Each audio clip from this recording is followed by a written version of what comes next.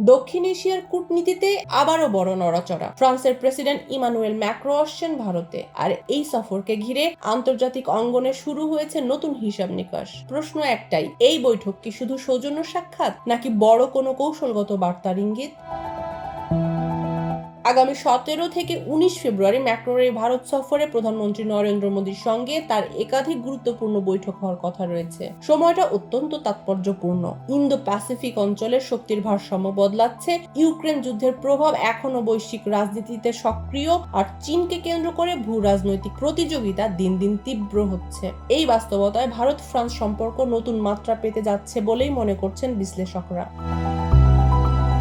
প্রতিরক্ষা সহযোগিতা দুই দেশের সম্পর্কের অন্যতম ভিত্তি। রাফাল যুদ্ধ বিমান চুক্তির পর থেকেই সামরিক অংশীদারিত্ব আরও ঘনিষ্ঠ হয়েছে। ধারণা করা হচ্ছে এই সফরে নতুন প্রতিরক্ষা প্রযুক্তি, যৌথ উৎপাদন কিংবা সামুদ্রিক নিরাপত্তা নিয়ে আলোচনা হতে পারে। বিশেষ করে ভারত মহাসাগর অঞ্চলে দুই দেশের কৌশলগত সমন্বয় এখন আন্তর্জাতিক রাজনীতিতে গুরুত্বপূর্ণ ফ্যাক্টর। শুধু সামরিক ক্ষেত্রেই নয়, প্রযুক্তি ও অর্থনীতিও আলোচনার বড় অংশ। কৃত্রিম বুদ্ধিমত্তা, সাইবার নিরাপত্তা এবং সবুজ জ্বালানি খাতে যৌথ বিনিয়োগের সম্ভাবনা নিয়ে আলোচনা হতে পারে। ভারত নিজেকে বৈশ্বিক প্রযুক্তি কেন্দ্র হিসেবে তুলে ধরতে চাইছে, আর ফ্রান্স ইউরোপের শক্তিশালী অর্থনীতি হিসেবে সেই অংশীদারিত্বকে কাজে লাগাতে আগ্রহী। ফলে এই সফর অর্থনৈতিক দিক থেকেও তাৎপর্যপূর্ণ। এছাড়া আন্তর্জাতিক কূটনীতিতে ভারতের অবস্থান এখন আগের থেকে অনেক বেশি সক্রিয়। যুক্তরাষ্ট্রের সঙ্গে বাণিজ্য আলোচনা, ইউরোপের সঙ্গে সম্পর্ক জোরদার, সব মিলিয়ে মোদী সরকার বৈশ্বিক মঞ্চে নিজের প্রভাব বাড়ানোর কৌশল নিয়েছে। ম্যাক্রোর সফর সেই বৃহত্তর কূটনৈতিক চিত্রেরই অংশ।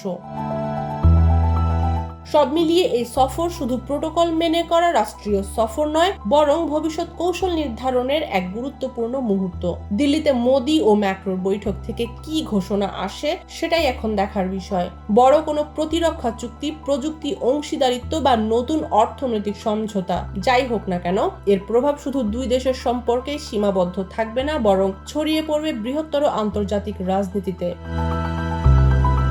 আগামী কয়েকদিন তাই অত্যন্ত গুরুত্বপূর্ণ। এই সফর কি ইতিহাসে নতুন অধ্যায় যোগ করবে, নাকি কেবল কূটনৈতিক সৌজন্য হিসেবেই থেকে যাবে, সেই উত্তরের অপেক্ষায় এখন বিশ্ব রাজনীতি। আন্তর্জাতিক ডেস্ক, নতুন কাগজ।